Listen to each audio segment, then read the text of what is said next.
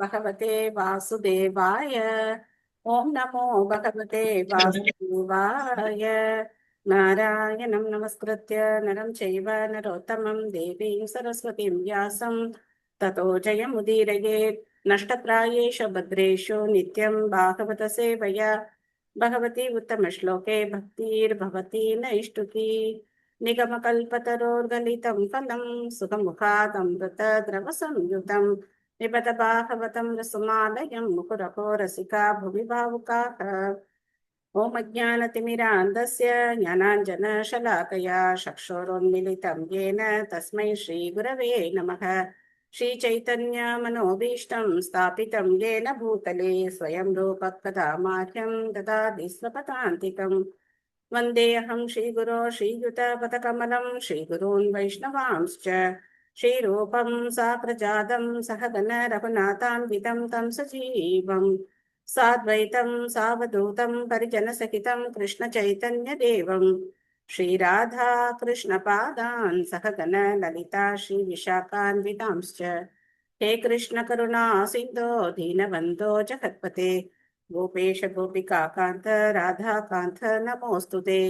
तप्त काञ्चन गौरांगी राधे वृन्दावनेश्वरी वृषभानुसुते देवी प्रणमामि हरिप्रिये। वाञ्छाकल्पतरुभ्यश्च कृपा सिन्धुभ्यैव च पतितानां पावनेभ्यो वैष्णवेभ्यो नमो नमः। नमो ओं विष्णुपादाय कृष्णप्रेष्ठाय भूतले श्रीमते भक्तिवेदान्त स्वामिन्गिति नामिने। नमस्ते सारस्वते देवे गौरवाणी प्रचारिणे निर्विशेष शून्यवादी पाश्चात्य देशतारिणे। जय श्री कृष्ण चैतन्य प्रभु नित्यानंद श्री अद्वैत गदाधर श्रीवासादि गौर भक्त वृंद। हरे कृष्णा कृष्ण कृष्णा हरे हरे हरे राम राम राम हरे हरे। मुखं करोति वाचालं पंगुं लङ्कयति गिरिं यत्कृपातमहं वन्दे श्रीगुरुं दीनधारिणं परमानन्दं माधवं श्रीचैतन्यमीश्वरं। हरिः ओं तत्सत्। कथाञ्चन स्मृते यस्मिन् ईश्वरेति प्रीतं स्यात् श्रीचैतन्यं नमामिथं। हरे कृष्णा, वेलकम ऑल। हरे कृष्णा, नमस्कार माताजी। नमस्कार माताजी। हरे कृष्णा माताजी। हरे कृष्णा। ஓகே, நேத்து நம்ம பாகவதம் பார்த்ததுல என்ன பாயிண்ட் உங்களுக்கு ஞாபகம் இருக்கு? பகவானை பற்றி கேட்பதால் மட்டுமே பௌதிக துன்பத்திலிருந்து வெளிவர முடியும். நமது சேவை பகவானை திருப்திப்படுத்த வேண்டும். ஹரே கிருஷ்ணா. ஹரே கிருஷ்ணா. தேங்க்யூ மாதாஜி. சொல்லுங்க பிரபு. இந்த நிர்குணம்னு சொல்றோம் இல்லையா, ஆனா இந்த வைஷ்ணவ ஆச்சாரியப்படி பௌதிக குணங்கள் கிடையாது, ஆன்மீகமானவை. அது நிர்குணம். அது மீன் பண்றாரு.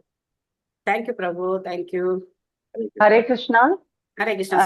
பக்தர்கள் தங்களுடைய தனித்தன்மையை இழக்கப்படுவதில்லை அவங்களோடது. ஏன்னா அவங்களுக்கு அவளுக்கு எப்பவுமே பகவானுக்கு நித்திய சேவை செய்வது என்று மட்டும் இருக்கிறது.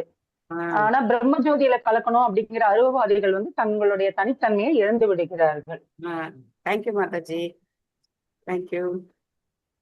ஓகே, ஸ்ரீமத் பாகவதம் 3வது அத்தியாயம் 3வது ஸ்கந்தம் 5வது அத்தியாயம் பதம் இன்னைக்கு 48 நம்ம படிக்கணும். தேவர்களுடைய பிரார்த்தனை தான் நாம இப்போ படிச்சிட்டு இருக்கோம்.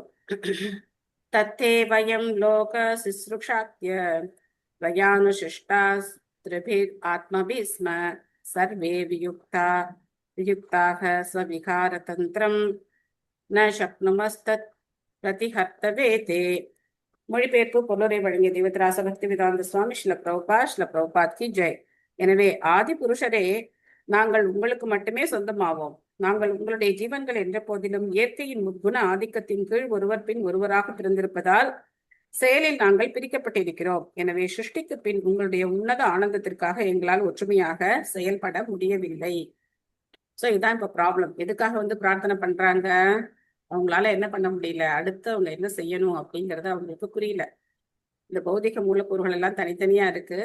இது எதுக்காக பகவான் அவருடைய நோக்கம் தெரியும், ஜீவராசிகளை படைக்கணும், அவங்கள திருத்தி தன்னுடைய ஆன்மீக உலகத்துக்கு கூப்பிட்டுக்கணும், இதெல்லாம் தெரியும். ஆனா அந்த செயலை எப்படி நிறைவேற்றுறது அப்படிங்கிறதுலாம் அவங்களுக்கு இருக்கிற அந்த பிரச்சனை. ஏன்னா பகவான் வந்தாதான் அது முடியும். அவர் அவங்களுக்கு அந்த சக்தியை பகவான் தான் கொடுக்கணும். அதனால பிரார்த்தனை பண்ண. மீனா மாதாஜி படிக்கிறீங்களா? பொருளுரை. ஹரே கிருஷ்ணா. ஹரே கிருஷ்ணா. ஆச்சாரியா சில பிரபுபாதருக்கு ஜெய். பிரபஞ்ச படைப்பானது பகவானின் புறசக்தியினுடைய முக்குணங்களின் கீழ் செயற்படுகிறது. ஜீவராசிகளும் கூட அதே குணங்களின் ஆதிக்கத்தில் தான் உள்ளனர். எனவேதான் பகவானை திருப்திப்படுத்துவதில் அவர்களால் ஒற்றுமையாக செயற்பட முடியவில்லை. வேறுபட்ட இச்செயல்களின் காரணத்தால் ஜட உலகில் ஒற்றுமை நிலவுவது சாத்தியமல்ல.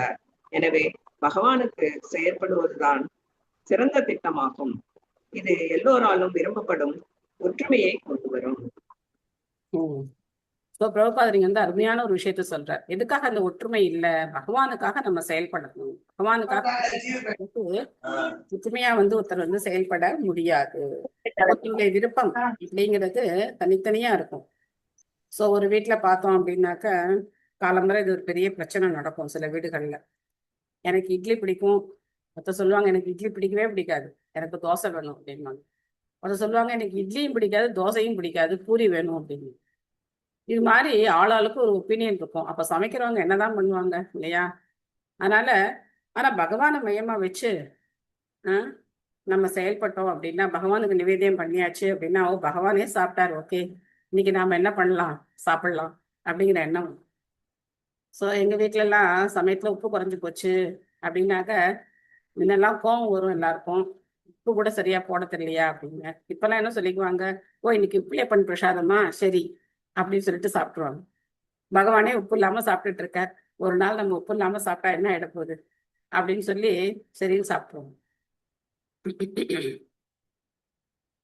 யாவத் பலீம் தேஜ ஹராம காலே யதா வயம் சாண்ணம் அதாம யத்ர யதோபயேஷாம் த இமேஹி லோகா பலிம் ஹரந்தோ நம் அதந்தி அனுஹாஹ. பிறப்பற்றவரே, அனுபவிக்க தகுந்த தானியங்களையும் பிற உபயோகமுள்ள பொருட்களையும் உங்களுக்கு நாங்கள் நிவேதனம் செய்ய வேண்டிய வழிகளையும் மார்க்கங்களையும் பற்றி தயவு கூர்ந்து எங்களுக்கு அறிவுறுத்த வேண்டுகிறோம். இதனால் இவ்வுலகில் உள்ள நாங்களும் பிற ஜீவராசிகளும் தொல்லையின்றி எங்களை பராமரித்துக் கொள்ள முடியும் என்பதுடன் உங்களுக்கும் எங்களுக்கும் வேண்டிய வாழ்க்கை தேவைகளை எங்களால் சுலபமாக சேகரிக்கவும் முடியும். சோ இது பகவத்கீதையோட 3வது அத்தியாயத்துல பகவான் ரொம்ப விளக்கமா சொல்றார், தேவர்களுக்கும் மனிதர்களுக்கும் எப்படி வந்து ஒரு ஒற்றுமை இருக்கணும். ஏன்னா இப்போ ஒரு நிர்வாகத்துல ஒரு ஒரு பெரிய கம்பெனில அவங்க போய் ஒரு ஊழியர்கள் இருக்காங்க அப்படின்னு சொன்னா, அந்த நிர்வாகத்தோட தலைமைக்கும் அந்த ஊழியர்களுக்கும் என்ன இருக்கணும், சுமூகமான ஒரு உறவு முறை இருக்கணும் இல்லையா? அப்பதான் அங்க வந்து எல்லா காரியங்களும் நல்லா நடக்கும். சோ அந்த தலைமையும் என்ன பண்ணுவாங்க, அவங்களுடைய கீழே இருக்கிறவங்களுக்கு வேண்டிய எல்லா வசதிகளையும் அவங்க செய்து கொடுப்பாங்க. ஊழியர்களும் வந்து ஓகே நம்ம கம்பெனிக்காக நம்ம வந்து உழைக்கணும் அப்படிங்கிற அந்த உணர்வோட அவங்களும் செயல்படுவாங்க. அப்போ அங்க அந்த நிர்வாகம் அப்படிங்கிறது சிறப்பா இயங்கும். சோ அந்த மாதிரி நமக்கும் தேவர்களுக்கும் எப்படி வந்து ஒரு ஒற்றுமை இருக்கணும். இந்த யாக சக்கரம் அப்படிங்கிறத 3வது அத்தியாயத்துல பகவத்கீதையில பகவான் சொல்றார். படைக்கும் போதே பிரஜாபதிகளை படைச்ச பகவான் அப்போ தேவர்களுக்கு உண்டான யாகங்களையும் சேர்த்து படைச்சிருக்கார் அப்படின்னு சொல்றார். சோ யார் வந்து அந்த யாகங்களை செய்யாம சாப்பிடுறாங்களோ அவங்க வந்து பாவத்தை தான் சாப்பிடுறாங்க அப்படின்னு நம்ம பார்த்தோம். யஜ்ஞசிஷ்டா சினசந்தோ முச்சந்தே சர்வ கில்பிஷைகி புஞ்சதே தே துவகம் பாப்பா ஏ பச்சந்தி ஆத்ம காரணாத் அப்படின்னு நம்ம பார்த்தோம். தன்னுடைய சொந்த திருப்திக்காக சமைக்கிறவங்க பாவத்தையே உண்கிறார்கள். ஆனா பகவானுடைய யாகத்துக்காக செய்யறது எல்லா விதமான பாவ விளைவுகள்ல இருந்து ஒருத்தரை விடுவிக்கும் அப்படின்னு பார்த்தோம். ஓகே, தேவர்களை பத்தி தானே சொல்லியிருக்கார். இங்க பகவான் எங்க வந்தாரு அப்படின்னா, இங்க தேவர்களுடைய பிரார்த்தனை பாருங்க. இந்த தேவர்கள் என்ன சொல்றாங்க, உங்களை திருப்திப்படுத்துறதுக்கான வழிமுறையை நீங்க எங்களுக்கு சொல்லி கொடுங்க. ஏன்னா எந்த தேவரும் தனிப்பட்டவங்க கிடையாது, பகவானுடைய அங்க உறுப்புகள். அவங்க சொல்றாங்க இல்லையா, போன ஸ்லோகத்துல சொல்றாங்க இல்லையா, நாங்கெல்லாம் உங்களை சேர்ந்தவங்க, உங்களுடைய அம்சம் நாங்க. அதனால நீங்க திருப்தி அடைஞ்சாதான் நாங்க திருப்தி அடைய முடியும். ஆக உங்களை திருப்திப்படுத்தக்கூடிய வழிமுறைகளை எங்களுக்கு சொல்லுங்க அப்படின்னு சொல்றேன். மல்லிகா மகிழ்ச்சி படிக்கிறீங்களா?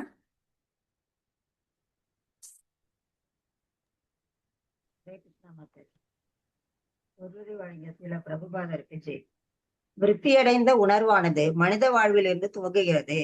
இவ்வுணர்வு உயர் கிரகங்களில் உள்ள தேவர்களின் உருவில் மேலும் அதிகரிக்கிறது. பூமி பிரபஞ்சத்தின் மத்தியில் உள்ளது. மனித வாழ்வானது தேவர்களின் வாழ்வையும் அசுரர்களின் வாழ்வையும் இணைக்கும் வகையில் மத்தியில் உள்ளது. பூமிக்கு மேலுள்ள கிரக அமைப்புகள் தேவர்கள் எனப்படும் உயர்ந்த அறிவுள்ள ஜீவன்களுக்கு உரியவை ஆகும். அவர்களது பண்பாடு, இன்பம், சுகபோகங்கள், அழகு, கல்வி மற்றும் ஆயுள் முதலானவை இன்னும் அதிக முன்னேற்றமான நிலையில் இருந்த போதிலும் அவர்கள் எப்பொழுதும் முழு கிருஷ்ண உணர்விலேயே உள்ளனர் என்பதால் தேவர்கள் என்று அழைக்கப்படுகின்றனர். எல்லா ஜீவராசிகளும் பகவானின் நித்திய தொண்டர்கள் என்ற உண்மையை இத்தகைய தேவர்கள் நன்கு அறிந்திருப்பதால் பரமபுருஷருக்கு தொண்டு செய்ய அவர்கள் எப்பொழுதும் தயாராக உள்ளனர். பகவானால் தான் ஜீவராசிகளுக்கு எல்லா தேவைகளையும் அளித்து அவர்களை பராமரிக்க முடியும் என்பதையும் அவர்கள் அறிவர். ஏகோ பகுனாம் யோ விததாதி காமான் தா ஏனம் அப்ருவன் ஆயதனம் பிரஜானிகி யஸ்மின் பிரதிஷ்டிதா அன்னம் அதாமே முதலான வேத மந்திரங்கள் இவ்வுண்மையை உறுதி செய்கின்றன. பகவத்கீதையிலும் கூட எல்லா ஜீவராசிகளையும் பராமரிப்பவர் பூத விருத் என்று பகவான் குறிப்பிடப்படுகிறார். ஜனத்தொகை அதிகரிப்பால் தான் உணவு பற்றாக்குறை ஏற்பட்டுள்ளது என்ற கோட்பாடு இங்கு பகவத் பக்தர்களான தேவர்களால் ஏற்றுக்கொள்ளப்படவில்லை. எத்தனை ஜீவராசிகள் இருந்தாலும் எப்படி உண்ண வேண்டும் என்பதை அவர்கள் அறிந்திருப்பார்களானால் அவர்கள் அனைவரையும் பகவானால் பராமரிக்க முடியும் என்பதை தேவர்கள் அறிவர். இறை உணர்வற்ற சாதாரண மிருகங்களைப் போல் வாழ விரும்பினால் வன விலங்குகளைப் போல் பசி பட்டினியுடன் அவர்கள் வாழ வேண்டி இருக்கும். வன விலங்குகளும் கூட பகவானால் தேவையான உணவு அளிக்கப்பட்டு பராமரிக்கப்படுகின்றன. ஆனால் இறை உணர்வில் அவை முன்னேறவில்லை. அதே போலவே பகவானின் கருணையால் மனிதர்களுக்கும் உணவு தானியங்கள், காய்கறிகள், பழங்கள் மற்றும் பால் போன்ற உணவுகள் அளிக்கப்படுகின்றன. ஆனால் பகவானின் இக்கருணையை மதித்து ஒப்புக்கொள்ள வேண்டியது மனிதர்களின் கடமையாகும். பகவானுக்கு நன்றி கடன் பட்டிருப்பதை உணர்ந்து அவரால் அளிக்கப்பட்ட உணவை முதலில் அவருக்கு நிவேதனம் செய்த பின் அதை பிரசாதமாக அவர்கள் ஏற்றுக்கொள்ள வேண்டும். பரமபுருஷருக்கு நிவேதனம் செய்த உணவை உண்பவர் உடல் மற்றும் ஆத்மாவின் பராமரிப்பிற்கு உரிய உண்மையான உணவை உண்கிறார் என்றும், ஆனால் தனக்கென உணவை தயாரித்து உண்பவன் உணவின் வடிவில் பாவத்தை மட்டுமே உண்கிறான் என்றும் கீதை 3.13 கூறுகிறது. இப்பாவச் செயல் ஒருவனை மகிழ்விக்காது அல்லது பஞ்சத்திலிருந்து விடுவிக்காது. அறிவற்ற பொருளாதார நிபுணர்கள் நினைப்பது போல் பஞ்சத்திற்கு ஜனத்தொகை அதிகரிப்பு காரணம் அல்ல. ஜீவராசிகளின் பராமரிப்பிற்கு பகவானால் அளிக்கப்படும் வெகுமதிகளுக்காக அவரிடம் மனிதன் நன்றியுடையவனாக மாறும் பொழுது சமூகத்தில் எந்த பற்றாக்குறையும் இருக்காது. இறை உணர்வற்ற ஒருவன் அவனது கடந்த கால நற்கர்மங்களின் பயனாக தற்பொழுது செல்வச் சிறப்புடன் வாழக்கூடும். ஆனால் பகவானுடனான உறவை மறந்துவிடும் பொழுது சக்தி வாய்ந்த பௌதிக இயற்கையின் சட்டப்படி அவன் பஞ்சத்தில் அடிபடும் நிலை விரைவில் வரும். ஒருவன் பக்தி வாழ்வை மேற்கொண்டால் அல்லாது சக்தி வாய்ந்த ஜட இயற்கை சட்டத்திலிருந்து அவனால் தப்ப முடியாது. Hare Krishna. Thank you Mataji. Thank you Mataji. So இந்த ஸ்லோகம் ஏகோ பகுனாம் யோ விததாதி காமான். இந்த ஸ்லோகத்துக்கு இது 2வது லைன். இதுக்கு முதல்ல ஒரு லைன் இருக்கு. யாருக்காவது ஞாபகம் வருதா அது என்ன ஸ்லோகம் அப்படின்னு?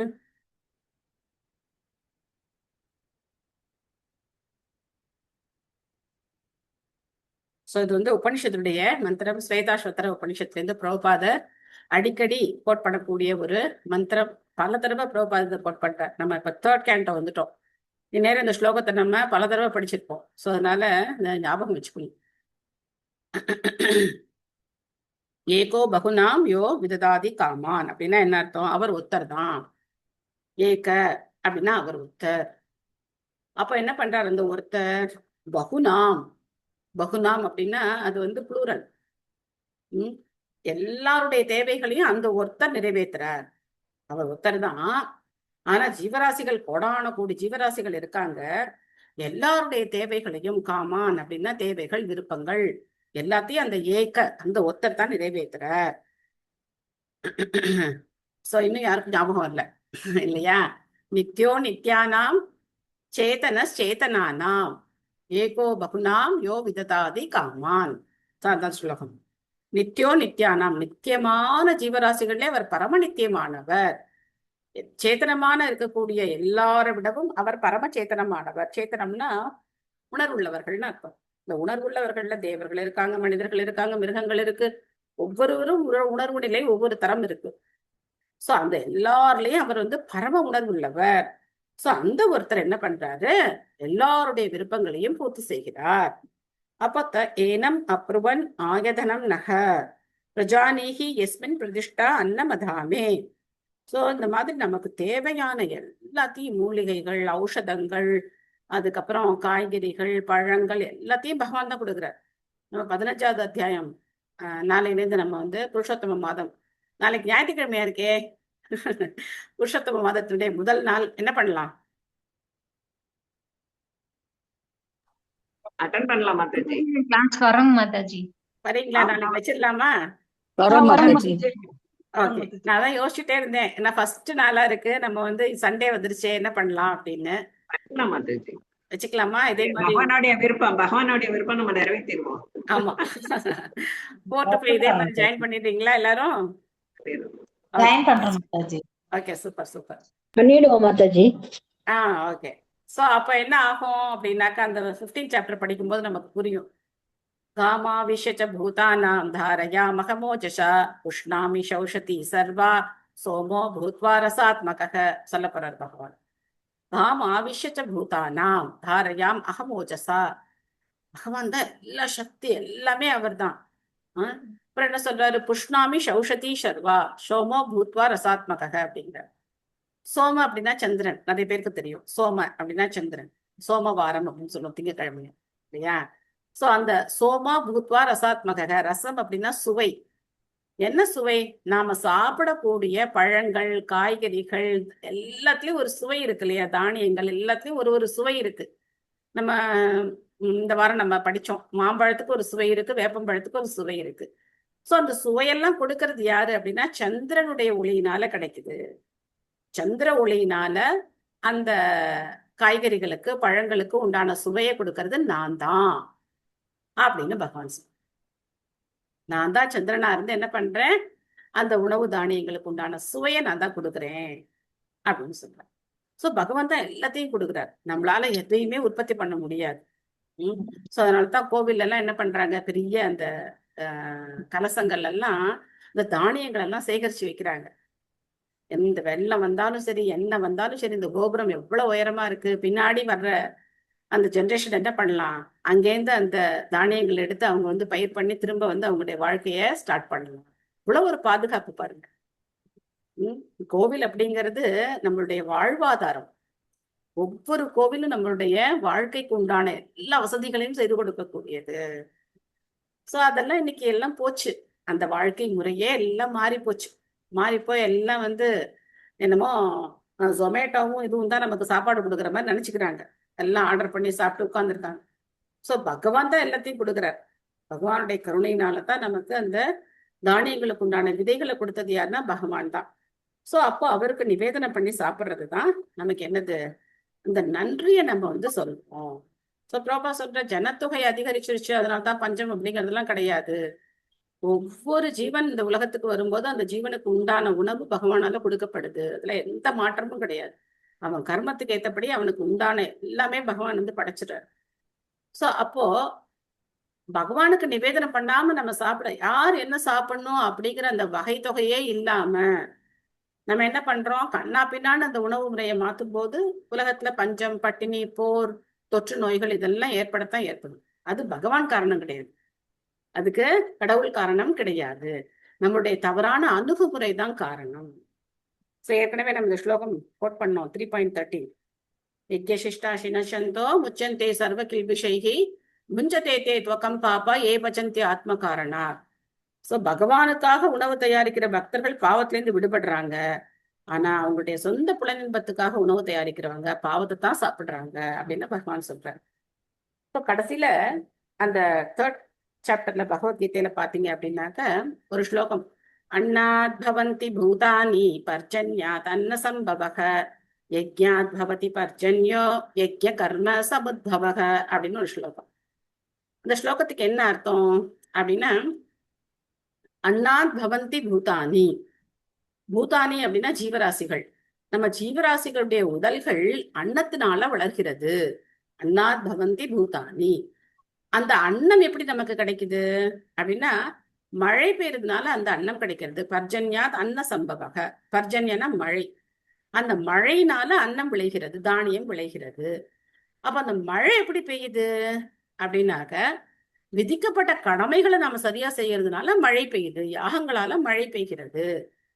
அப்போ அந்த பொருளில பிரபுபா சொல்ற கலியுகத்துக்கு உண்டான யாகம் வந்து நாம சங்கீர்த்தனம். உணவு பற்றாக்குறையை தீர்ப்பதற்காகவாவது மக்கள் வந்து நாம சங்கீர்த்தனம் பண்ணணும் அப்படின்னு சொல்லு. என்ன செய்யணும்? நம்மளுடைய உணவு பற்றாக்குறை தீரணும் அப்படின்னாலாவது நம்ம என்ன பண்ணணும்? நாம சங்கீர்த்தனம் பண்ணணும். நாம சங்கீர்த்தனம் பண்ணும்போது கண்டிப்பா என்ன ஆகும் அப்படின்னா பிரசாத விநியோகம் நடக்கும். நாம சங்கீர்த்தனம் பண்ணுவோம், அப்ப சும்மா நாம சங்கீர்த்தனம் பண்ண மாட்டாங்க, பிரசாத விநியோகம் நடக்கும். மக்கள் பிரசாதம் சாப்பிடும்போது பகவான் திருப்தி அடைகிறார், ஆன்மீக குரு திருப்தி அடைகிறார். எல்லாரும் திருப்தி அடையும் போது ஆட்டோமேட்டிக்கா அவங்களுக்கு வேண்டிய எல்லாமே கிடைக்கும். அதனால பஞ்சம் அப்படிங்கிறது செயற்கையா மனிதனால உருவாக்கப்பட்டதே தவிர, அவங்களுடைய கர்ம வினைகளால ஏற்படுதே தவிர, கண்டிப்பா இதுக்கு யார் காரணம் கிடையாது, கடவுள் காரணம் கிடையாது. இதை நம்ம நல்லா புரிஞ்சுக்கணும். त्वं नः सुराणाम् असि सान्वयानां कूटस्थ आद्यः पुरुषः पुराणः त्वं देवशक्त्यां गुणकर्म यो नौ रेदस्तु अजायां कविम् आततेजः. பகவானே, நீங்கள் தேவர்களையும் பலதரப்பட்ட ஜீவராசிகளையும் தோற்றுவித்த மூல புருஷர் என்றாலும் நீங்கள் ஆதி புருஷரும் மாற்றமற்றவரும் ஆவீர். உங்களை விட உயர்ந்தவர் அல்லது உங்களுக்கு காரணமானவர் எவரும் இல்லை. மொத்த ஜீவராசிகளுக்குரிய வித்தால் நீங்கள் புறசக்தியை கருவுறச் செய்திருப்பினும் பிறப்பற்றவராக இருக்கிறீர்கள். அஜக, பிறப்பற்றவர், பகவான் பிறப்பற்றவர். சத்யமாதாஜி படிக்கிறீங்களா?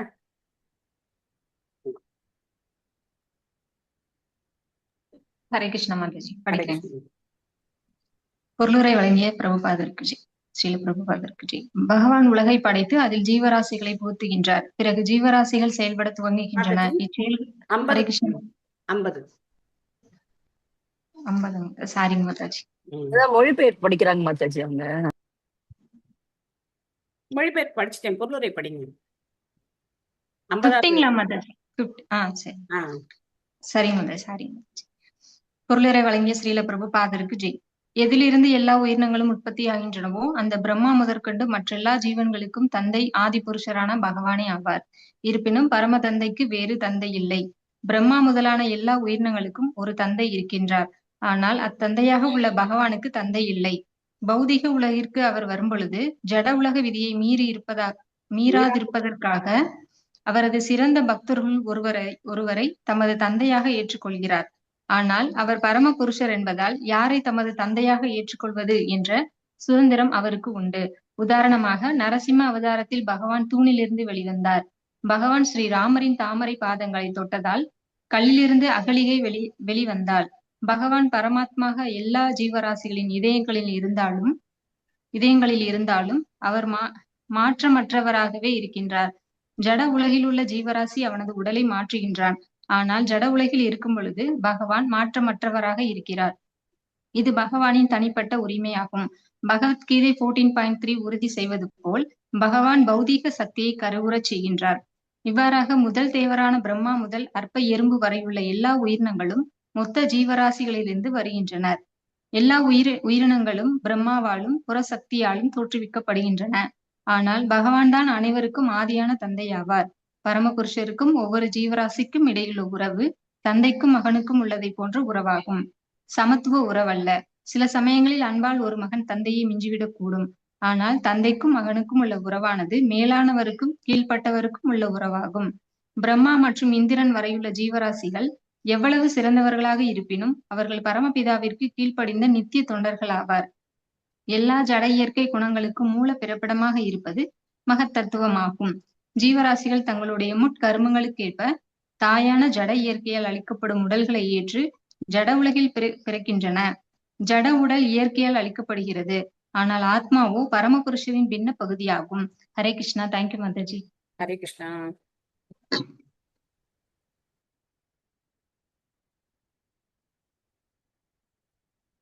இந்த பொருளுரையில பிரபுபா என்ன சொல்ற? ஈஸ்வர பரம கிருஷ்ண சச்சிதானந்த விக்கிரக அநாதிராதிர் கோவிந்த சர்வ காரண காரணம்.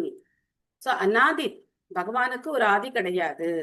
ஆனா இந்த ஜட உலகத்துல வரும்போது அவர் என்ன பண்றாரு? இந்த ஜட உலகத்துடைய விதியை மாற்றாம அவர் என்ன பண்றாரு? ஒரு தாய் தந்தையரை ஏத்துக்கு. அந்த தாய் தந்தையை யார் செலக்ட் பண்றா? அவர் தான் செலக்ட் பண்றாரு. நம்ம செலக்ட் பண்ணி பிறந்தோமா? நான் இந்த வீட்டுலதான் இவங்களுக்கு தான் பிறக்கணும் அப்படின்னு நம்ம செலக்ட் பண்ணோமா? நமக்கு பிறப்பே என்னன்னு நமக்கு தெரியாது. நம்ம எப்படி பிறந்தோம், என்ன எப்படி இருந்தோம், நமக்கு அது தெரியாது. சோ நம்ம பிறப்பு அப்படிங்கிறது கர்ம வினையினால ஏற்பட்டது. இந்த 2 பேருடைய கர்மா இருக்கு. ஒரு ஆண் ஒரு பெண், அவங்களுடைய கர்மா இருக்கு. 2 பேரும் கணவன் மனைவியா இணைகிறாங்க. சோ அப்படி இணையும் போது அந்த 2 பேர் கர்மாவுக்கும் யாருக்கும் தொடர்பு இருக்கோ அவங்கதான் என்ன பண்றாங்க, அவங்களுக்கு குழந்தைங்களா பிறக்குறாங்க. சில சமயங்கள்ல பார்த்தோம் அப்படின்னாக்க சித்திரகேதுவோட கதை நம்ம வாழ்க்கையில இவ்வளவு பர்ஃபெக்டா நடக்குதுன்னு நம்ம பார்க்கலாம். நாம அன்பு பாசம் அப்படிங்கிற பேர்ல அந்த குழந்தைகளால நம்ம எவ்வளவு சந்தோஷம் படுறோம், எவ்வளவு கஷ்டப்படுறோம். இந்த 2ஐயும் நம்ம உணரணும். ஏன்? அந்த கர்மா பேலன்ஸ் இருக்கு நமக்கு. இவனால எனக்கு இந்த சந்தோஷம் வரணும்னு இருக்கு, அப்ப நம்ம சந்தோஷப்படுறோம். இவனால இந்த கஷ்டம் வரணும்னு இருக்கு, நம்ம கஷ்டப்படுறோம். ஆனா எது மறைக்குது? அந்த கர்ம வினை அப்படிங்கறத நம்ம மறந்து எப்படி பண்றோம்? நம்மளுடைய அன்புனாலையும் பாசத்தினாலையும் அதை நம்ம மறக்கிறோம். ஆனா உண்மையிலே பார்த்தோம் அப்படின்னாக்க போன எத்தனை பிறவிகளை நம்ம யாருக்கு என்ன துன்பம் கொடுத்தோமோ அந்த துன்பத்தை அவங்க நமக்கு ஏதோ ஒரு வடிவத்துல நம்ம கூட என்ன பண்றாங்க, ஷேர் பண்றாங்க. அது நம்ம அவங்களுக்கு கொடுக்குறாங்க, இல்ல நம்ம அவங்களுக்கு கொடுக்குறோம். ஏதோ ஒண்ணு நமக்குள்ள என்ன இருக்கு, அந்த அன்பு, அந்த பரிமாற்றம், கர்ம வினையுடைய பரிமாற்றம் நடந்துகிட்டே தான் இருக்கு. ஆனா நம்ம இந்த ஃபேமிலி லைஃப்ல அதை உணர்றது இல்லை. என்ன காரணம்னா நமக்கு அந்த பிணைப்பு இருக்கு. என் குழந்தை அப்படிங்கிற அந்த பாண்டேஜ்னால நம்ம போனதுல படிச்சோம் இல்லையா, நான் எனது அப்படின்னு படிச்சோம். சோ அதனால அந்த பாண்டேஜ்ல நம்ம மாட்டிக்கிட்டு கஷ்டப்படுறோம். சோ எப்போ இதுல இருந்து நம்ம விடுபடலாம் அப்படின்னா, கிருஷ்ண பக்தியை மையமா வச்சு வாழ்ந்தோம் அப்படின்னா இதுல இருந்து விடுபடலாம். கிருஷ்ண பக்தியை மையமா வச்சு வாழ்ந்தோம்னா இந்த தத்துவங்கள் எல்லாம் கேட்டுக்கிட்டே இருப்போம். ஒரு ஸ்டேஜ்ல இது புரிய ஆரம்பிக்கும். புரிய ஆரம்பிச்சு அதுக்கப்புறம் அதை நம்ம செயல்படுத்தவும் ஆரம்பிக்கும். அப்ப என்ன செய்வோம் அப்படின்னா, இந்த இன்பத்துக்கும் துன்பத்துக்கும் அவங்க காரணம் கிடையாது, என்னுடைய கர்ம வினைதான் காரணம். அதனால இப்ப நான் என்ன பண்ணணும், எல்லார்கிட்டையும் நல்ல விதமா பழகி கிருஷ்ண பக்தியை பரப்புறதுக்கு என்னால என்ன பண்ண முடியுமோ அதை பண்ணா போதும். இனியும் யாருக்கிட்டையும் நம்ம குறை கண்டுபிடிச்சுக்கிட்டு அவங்க சரியில்லை இவங்க சரியில்லை அப்படின்னு நியாயம் பேசிக்கிட்டு நம்மளுடைய வாழ்க்கையை நம்ம வீணடிக்க கூடாது. அவங்களுடைய கர்மாப்படி அவங்கவுங்க என்ன பண்ண போறாங்க, வாழ போறாங்க. நம்ம போய் எதையும் மாத்தி வைக்கவே முடியாது. என்ன முயற்சி பண்ணாலும் நம்ம மாத்தி வைக்க முடியாது. அவங்களுக்கு என்ன நடக்கணுமோ அதெல்லாம் அவங்களுக்கு நடந்தே தீரும். ஆனா நம்ம என்ன பண்ணணும் அப்படின்னாக்க, எந்த சமயத்துல நம்ம எப்படி நடந்துக்கணுமோ அவங்களுக்கு என்ன தேவையோ அதை நம்ம செஞ்சுட்டு நம்ம கிருஷ்ண பக்தியை நாம பாதுகாத்து, பொக்கிஷம் மாதிரி பாதுகாத்து, மற்றவங்களுக்கும் அதை சொல்லி நம்ம என்ன பண்ணணும், சுமூகமா நம்ம வாழ்க்கைய கொண்டு போயிட்டே இருக்கணும். ஒரு ஸ்டேஜுக்கு மேல நம்ம என்ன பண்ணக்கூடாது, ரொம்ப இதுலயும் தலையிடக்கூடாது. அப்படி இருந்தோம் அப்படின்னாக்க நம்ம கிருஷ்ண பக்தி வாழ்க்கை நமக்கு சிறப்பா இருக்கும். நம்ம கடமைகளை நம்ம கண்டிப்பா செய்யணும். கடமையை செய்யாம விடக்கூடாது. நமக்கு எந்த கடமை பகவான் கொடுத்திருக்காரோ, ஒரு குடும்பம்னா கடமை இல்லையா, ஒவ்வொருத்தருக்கும் ஒரு கடமை. அந்த கடமைகளை நம்ம சரியா செஞ்சுக்கிட்டு, அதான் 5வது அத்தியாயத்துல பகவான் சொல்றார், அதாவது பத்ம பத்திரம் இமாம்பச அப்படின்னு சொல்றார். பத்ம பத்திரம் அப்படின்னாக்க தாமரை இலை, பத்திரம்னா இலை. பத்ம பத்திரம் அப்படின்னா தாமரை இலை எப்படி தண்ணீரே இருந்தாலும் அந்த தண்ணீர்னால அது எந்த பாதிப்பும் அடையிறது இல்லையோ. நம்ம பார்த்திருக்கலாம் இல்லையா, நம்ம சின்ன பிள்ளையில பார்த்திருக்கலாம். இப்பெல்லாம் ரொம்ப அந்த அனுபவங்கள்லாம் கிடைக்கிறதுலாம் அவங்களுக்கு எல்லாம் கஷ்டம். முன்னெல்லாம் பூக்காரமெல்லாம் அந்த தாமரை இலையெல்லாம் பூ கட்டி கொடுத்துட்டு போவாங்க இல்ல, அந்த பூ அந்த இதுலதான் கட்டி கொடுத்துட்டு போவாங்க. அதுல தண்ணி விட்டோம்னா அது என்னமோ அப்படியே உருண்டு உருண்டு ஓடும். அது மேல ஒரு லேயர் மாதிரி இருக்கும், அதுல தண்ணி அதுல படவே படாது, அது அப்படியே உருண்டு விழுந்துரும். அந்த மாதிரி இருக்கும் அந்த தாமரை இலையில தண்ணி. அந்த மாதிரி இந்த பௌதிக உலகத்துல நம்ம வாழ பழகணும். இந்த பௌதிக உலகத்துல தான் நம்ம இருக்கோம், இங்கதான் நம்ம இருக்கோம். இங்க விட்டு நம்மளால எங்கேயும் எஸ்கேப் ஆக முடியாது. சொர்க்கலோகத்துக்கு எல்லாம் போக. ஹரே கிருஷ்ணா. எஸ் மாதாஜி. மாதாஜி, நீங்க சொல்றது ரொம்ப கரெக்டுங்க மாதாஜி. நான் ஒழுங்கா கிளாஸ் அட்டென்ட் பண்ணிட்டு இருந்தேன், திடீர்னு அத்தை விழுந்து இடுப்பு முறிஞ்சிருச்சுங்க மாதாஜி. ஹாஸ்பிட்டல் அட்மிட் பண்ணிட்டு அங்க இருந்து எப்படியோ கேட்டுட்டு இருக்காங்க மாதாஜி. நான் அதுக்கு நம்ம கர்ம வினை தான் காரணம் இல்லைங்களாங்க மாதாஜி? கண்டிப்பா. ஆனா கடமையை நீங்க சரியா செய்றீங்க இல்லையா, அது ரொம்ப முக்கியம். அந்த கடமையை நம்ம செஞ்சுக்கிட்டு அதே சமயத்துல நம்முடைய பக்தியை நம்ம விட்டு கொடுக்க கூடாது. ஆன்லைன்ல எங்க உட்காந்து கேட்டா என்ன இல்லையா.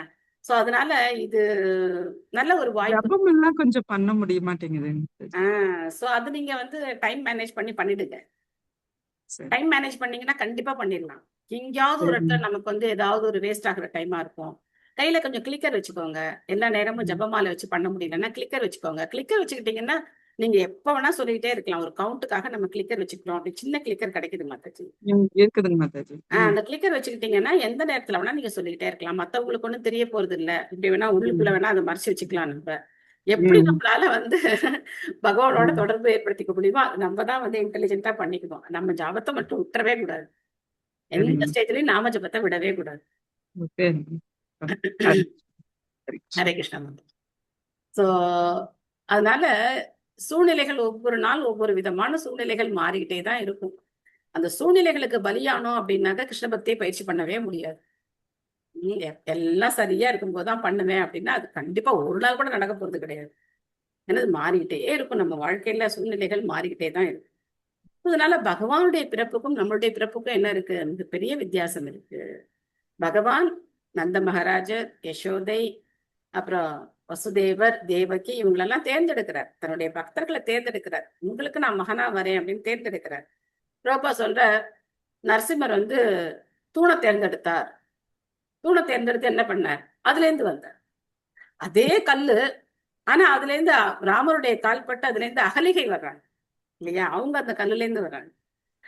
அப்ப பார்த்தோம் அப்படின்னா பிரம்மாவோட மூக்குல இருந்து வராகர் வர்றார். நம்ம அடுத்து இந்த 3rd கேண்டோலயே படிக்கலாம். வராக அவதாரத்தை பத்தி படிக்கலாம். அற்புதமா இருக்கும். வராகர் வந்து பிரம்மாவோட மூக்குல இருந்து வெளியில வர. சோ பகவான் எப்படி வேணா வரலாம். அவருடைய இஷ்டம், ஸ்வராட்டம் எப்படி வேணா அவர் வந்து வெளியில வரலாம். சோ அதனால பகவானுக்கும் நமக்கும் இருக்கிற உறவு, எஜமானனுக்கும் சேவகனுக்கும் இருக்கக்கூடிய உறவு, பெற்றோருக்கும் ஒரு குழந்தைக்கும் இருக்கக்கூடிய உறவு. அப்போ தாய்க்கு மகன் எப்பவுமே கீழ்ப்படிஞ்சவனா இருக்கணும், அவருக்கு சேவை செய்யணும். அதுதான் வந்து நியதி. ஆனா இன்னைக்கு அது மாறி இருக்கலாம். ஆனா அந்த நம்மளுடைய இயல்பான அந்த நிலையை மாற்ற முடியாது. ததோ வயம் பத் பிரமுகாய தத்தே பபூவிமாத்மன் கரவாம கிம் தே தம் நக ஸ்வக்ஷக்ஷு பரிதேகி சக்தயா தேவ கிரியாத்தே யத் அனுகிரஹானாம். பரமாத்மாவை துவக்கத்தில் மொத்த பிரபஞ்ச சக்தியான மகத்தத்துவத்திலிருந்து படைக்கப்பட்ட நாங்கள் செயற்பட வேண்டிய வழிமுறையை தயவு கூர்ந்து எங்களுக்கு அருளுங்கள். தயவு கூர்ந்து பக்குவமான அறிவையும் ஆற்றலையும் கூட அருள வேண்டும். இதனால் பின்தொடரும் சிருஷ்டியின் வெவ்வேறு இலாக்காக்களில் உங்களுக்கு எங்களால் தொண்டு செய்ய முடியும். பாத்தீங்களா? இவங்க எதிலேருந்து வரல, நாபி கமலத்திலேருந்து வரல, மகத்தத்துவத்திலேருந்து வந்திருக்காங்க. சோ அதனால படைப்புக்கு முன்னால வந்த தேவர்கள் இவங்க அப்படிங்கறத நாம கிளியரா புரிஞ்சுக்கணும். மைத்திலி மாதாஜி படிக்கிறீங்களா? பொருளிருபை சில பிரபாக்கு ஜெய். பகவான் உலகை படைத்து அதில் ஜீவராசிகளை புகுத்துகிறார். பிறகு ஜீவராசிகள் செயற்பட துவங்குகின்றன. இச்செயல்களுக்கு பின் திவ்யமான திட்டம் ஒன்றுள்ளது. புலன் நுகர்வை அனுபவிக்க விரும்பும் பந்தப்பட்ட ஆத்மாக்களுக்கு அந்த வாய்ப்பை அளிப்பதுதான் அத்திட்டம். ஆனால் சிஷ்டிக்கு பின்னால் மற்றொரு திட்டம் உள்ளது. அதாவது ஜீவராசிகள் தங்களுடைய சுய புலனின்பத்தில் ஈடுபடாமல் பகவானின் உன்னத புலனின்பத்திற்கு உதவுவதற்காகவே படைக்கப்பட்டுள்ளனர் என்பதை அவர்கள் உணரச் செய்வது அத்திட்டம். இது ஜீவராசிகளின் இயற்கையான நிலையாகும். இரண்டற்ற ஒருவரான பகவான் தமது உன்னத இன்பத்திற்காக பலவாக விரிவடைகிறார். விஷ்ணு தத்துவங்கள், ஜீவ தத்துவங்கள் மற்றும் சக்தி தத்துவங்கள், பரம்புருஷ ஜீவராசிகள் மற்றும் வெவ்வேறு சக்திகள் ஆகிய எல்லா விரிவுகளும் ஒரே பரம்புருஷரிலிருந்துதான் வருகின்றன. ஜீவ தத்துவங்கள் விஷ்ணு தத்துவங்களில் இருந்து விவரிக்கப்பட்ட விரிவங்கள் ஆவார். இவ்விரு தத்துவங்களுக்கும் இடையில் முக்கிய வேறுபாடுகள் உள்ளன என்றாலும் அவர்கள் அனைவரும் பரம்புருஷரின் உன்னத புலனின்பத்திற்காகவே உள்ளனர். ஆனால் சில ஜீவராசிகள் பரமபுருஷரை போன்று திட இயற்கையை அடக்கி ஆழ விரும்புகின்றனர்.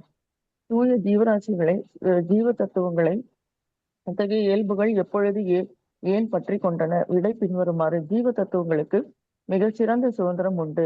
இச்சுதந்திரத்தை துஷ்பிரயோகம் மிகச்சிறிய சுதந்திரம் உண்டு. ஹரே கிருஷ்ணா. சாரி, மிகச்சிறிய இதுல மிகச்சிறிய சுதந்திரம் உண்டு. அச்சுதந்திரத்தை துஷ்பிரயோகம் செய்ததால் சில ஜீவராசிகள் பிரபஞ்ச சிருஷ்டியின் சூழ்நிலைகளில் சிக்கிக் கொண்டனர். எனவே அவர்கள் நிச்சயமாக பந்தப்பட்ட ஆத்மாக்கள், நித்திய பக்தர்கள் என்று அழைக்கப்படுகின்றனர். வேத ஞானம் பந்தப்பட்ட ஆத்மாக்கள் முன்னேறுவதற்கு ஒரு வாய்ப்பு அளிக்கிறது. இவ்வுன்னத அறிவை பயன்படுத்திக் கொள்பவர்கள் பகவானுக்கு உன்னத அன்பு தொண்டை செய்ய வேண்டும் என்ற உணர்வை திரும்ப பெறுவார்கள். பந்தப்பட்ட ஆத்மாக்களுக்கு இடையில் உள்ள தேவர்கள் பகவானுக்கு தொண்டு செய்யும் தூய உணர்வை விருத்தி செய்து கொண்டுள்ளனர். அதே சமயம் தொடர்ந்து பௌதிக சக்தியை அடக்கி ஆளவும் அவர்கள் விரும்புகின்றனர். இத்தகைய கலப்படமான உணர்வு ஒரு பந்தப்பட்ட ஆத்மாவை பிரபஞ்ச விரிவங்கங்களை பிரபஞ்ச ஆளும் பதவியில் விவகாரங்களை ஆளும் பதவியில் விவகாரங்களை பிரபஞ்ச விவகாரங்களை ஆளும் பதவியில் வைக்கிறது. தேவர்கள் பந்தப்பட்ட ஆத்மாக்களுக்கு தலைவர்களாக உள்ளனர். அரசாங்க சிறைச்சாலைகளில் உள்ள பழைய கைதிகள் சிலரிடம் பொறுப்புள்ள சிறை கூட நிர்வாக வேலை ஒப்படைக்கப்படுகிறது. எனவே முன்னேற்றம் அடைந்த பந்தப்பட்ட ஆத்மாக்களான தேவர்கள் பௌதிக சிருஷ்டியில் பகவானின் பிரதிநிதிகளாக செயற்படுகின்றனர். இத்தகைய தேவர்கள் ஜட உலகில் உள்ள பகவத் பக்தர்கள் ஆவார்கள். ஜடசக்தியை அடக்கி ஆள வேண்டும் என்ற பௌதிக ஆசையிலிருந்து முழுமையாக விடுபடும் பொழுது அவர்கள் தூய பக்தர்களாகி பகவானுக்கு தொண்டு செய்யும் ஆசையை தவிர மற்ற ஆசைகளை துறந்து விடுகின்றனர். எனவே ஜட உலகில் ஏதேனும் பதவியை அடைய விரும்பும் ஜீவராசிகள் பகவானின் தொண்டில் அப்பதவியை நிறைவேற்ற ஆசைப்பட வேண்டும். இப்பதத்தில் தேவர்களால் உதாரணம் காட்டி விளக்கப்படுவது போல் இத்தகைய பதவிகளை நிறைவேற்றுவதற்கு ஒருவர் பகவானிடமிருந்து சக்தியையும் அறிவையும் வேண்டலாம். பகவானிடமிருந்து சக்தியும் அறிவையும் பெறாமல் எதையும் ஒருவரால் செய்ய முடியாது. மத்தக ஸ்மிருதி ஞானம் அபோகனம் என்று பகவத்கீதையில் 15.15 பகவான் கூறுகிறார். ஞாபக சக்தி, அறிவு முதலானவையும் மறதியும் ஒவ்வொருவருடைய இதயத்திலும் அமர்ந்துள்ள பகவானால் தான் அழிக்கப்படுகின்றன.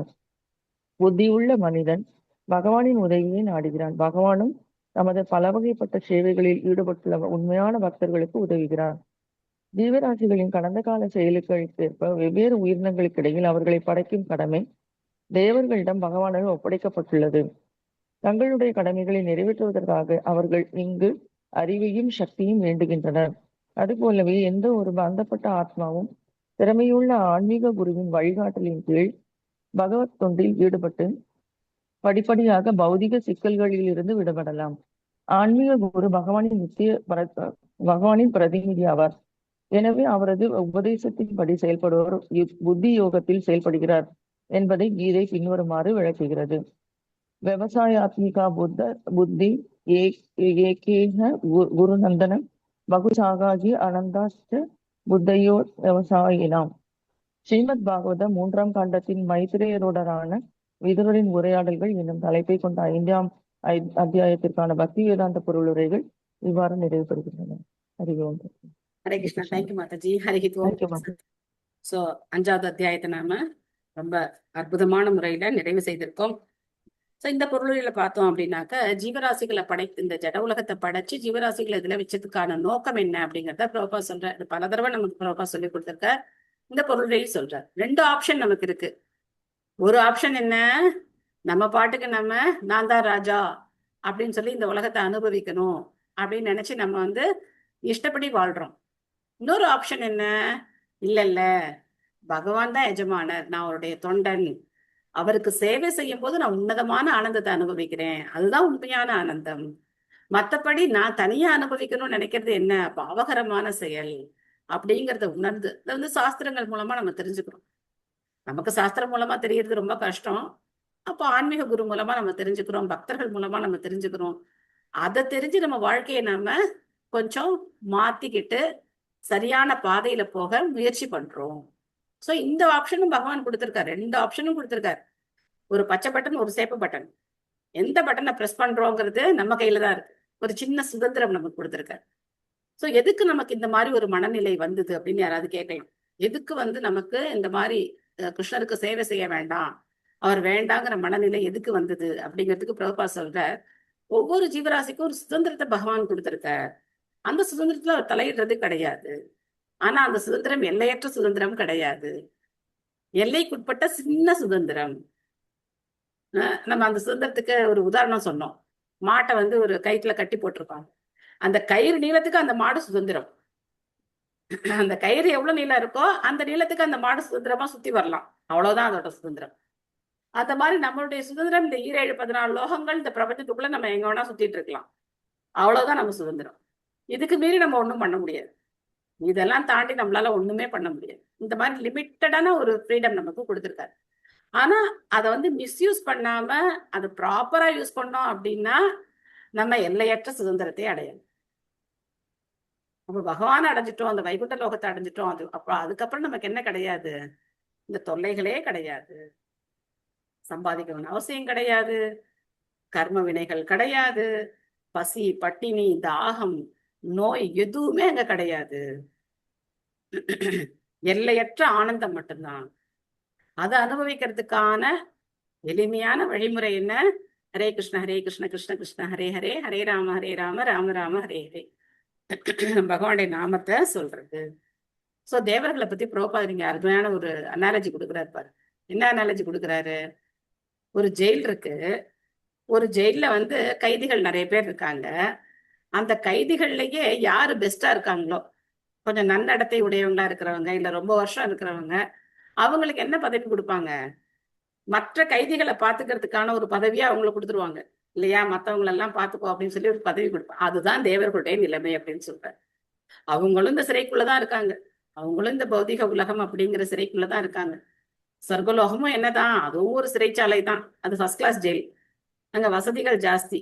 தேவர்கள் யாரும் ஐடி ஃபீல்டுக்கெல்லாம் ஒன்றும் வேலைக்கெல்லாம் போக வேண்டாம். அவங்களுக்கு நினைச்சபடி கிடைக்கும். அவங்க பணத்துக்கெல்லாம் ஒன்றும் கஷ்டப்பட வேண்டாம். அங்க வந்து சோமபானம், சுராபானம் எல்லாம் கிடைக்கும். அங்க அப்சரஸ் அவங்க எல்லாம் இருக்காங்க.